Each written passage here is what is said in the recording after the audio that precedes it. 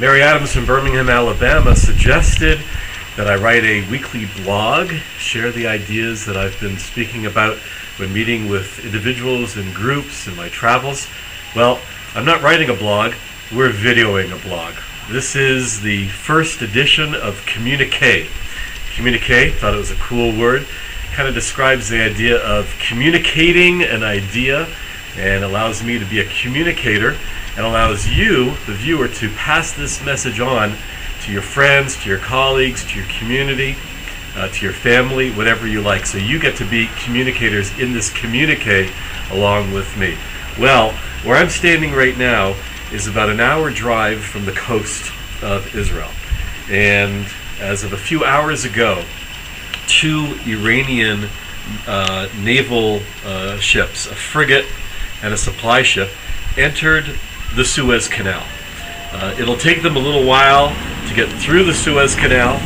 Once they do, having paid their fee of $290,000 per boat to go through, they will then make their way into the Mediterranean Sea, and their intention is then to turn northward and to sail along the coast of Israel in international waters, but off the coast of Israel, as they make their way towards Syria. I can't help but wonder, and I'm sure you're wondering as well, what are the Iranians up to?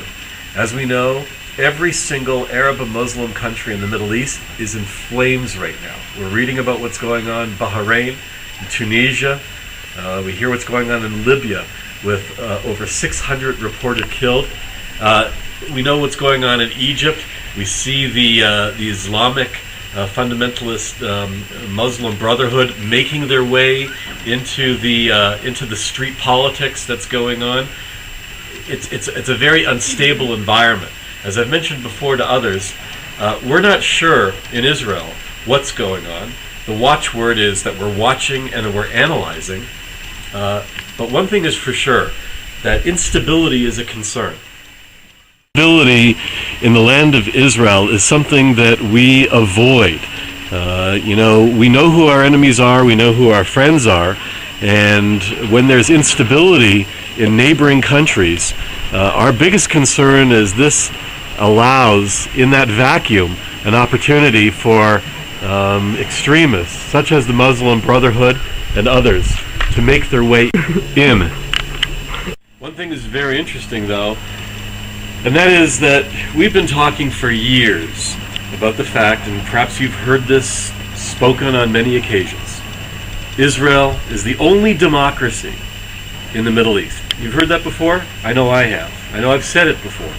And it almost comes across as rhetoric. It almost comes across like this broken record. Israel's the only democracy in the Middle East, blah, blah, blah.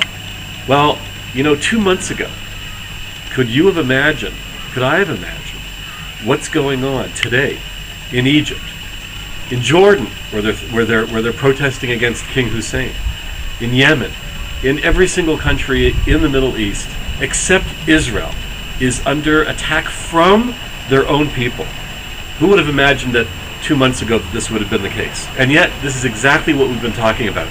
It only goes to show, I think, that sometimes we need to pay more attention to our predictions. We need to pay more attention to our intelligence, and we need to pay more attention to what we understand and we know may very well take place.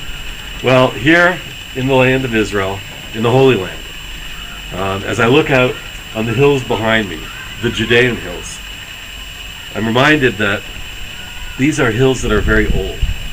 These are the very hills that are talked about in the Bible, and when the world gets to be crazy and chaotic, I need to be grounded. I need to know that it's in this place that our patriarchs and matriarchs walked. This is where King David was from. Okay? This is the land that was, is, and will be. And that gives me a sense of stability in a very unstable